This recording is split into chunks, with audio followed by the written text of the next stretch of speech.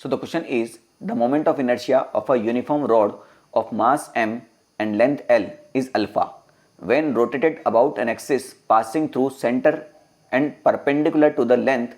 If the rod is broken into equal halves and arranged as shown, then the moment of inertia about the given axis is. तो बहुत बढ़िया question है, ठीक है। बस आपसे क्या पूछा गया है, कुछ चीज़ें आपको रटवा याद होना चाहिए और कुछ चीज़ें आपको अरेंज करना आना चाहिए। तो बेटा अगर कोई रोड है, ये इस प्रकार से रोड है और इसके सेंटर से कोई एक्सिस निकल रही है, तो इसका इनर्शिया कितना होता है बेटा आपका, ये होता है ml² डिवाइड बाई 12। इसको इस क्वेश्चन में अल्फा माना गया है, ठीक, सिंपल सी बात है।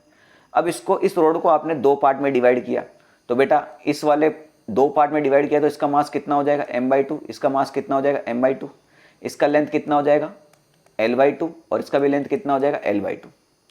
इस l/2 को रोड को हमने यहाँ ऐसे कर दिया और इस l/2 को हमने ऐसे कर दिया, तभी तो ये डिस्टेंस l/4 आई है भाई, l/2 का भी हाफ, इसलिए वहाँ पर l/4 लिखा गया है। बात समझ में आ गई। तो इसका इनर्शिया कितना मान लेते हैं हम, I' मान लेते हैं।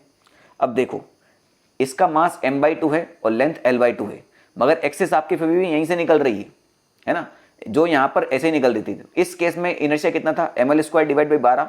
तो इस केस में भी इनर्शिया कितना होगा, ml² डिवाइड बाई 12। किसका, एक सिंगल रोड का। तो ध्यान से सुनना, हमें ml² डिवाइड बाई 12 ही लिखना है। तो मास कितना हो गया इस केस में, अब m/2 हो गया, ठीक है। l², तो लेंथ कितना हो गया इस केस में, l/2 हो गया, ml² डिवाइड बाई 12। ये किसका हुआ, इस सिंगल रोड का। रोड कितनी है हमारे पास, 2, तो इसको मल्टीप्लाई बाई 2 भी करना पड़ेगा। ये बात समझ में आएगी नहीं, ठीक है।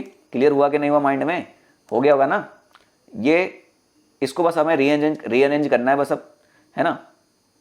इस 2 को हम बाजू में रखेंगे, ठीक है। इस वाले 2 को हमने आगे कर दिया। डिवाइड बाई 12 की हमें ज़रूरत है, तो इसको हम इधर रख देंगे, ठीक है, क्योंकि हमें ml² डिवाइड बाई 12 को अल्फा लिखना है, ठीक।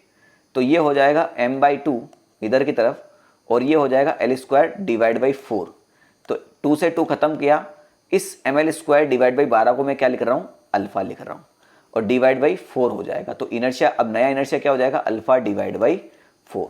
सिंपल सा क्वेश्चन था, बस थोड़ा सा आपको लॉजिक लगाना था, ठीक है।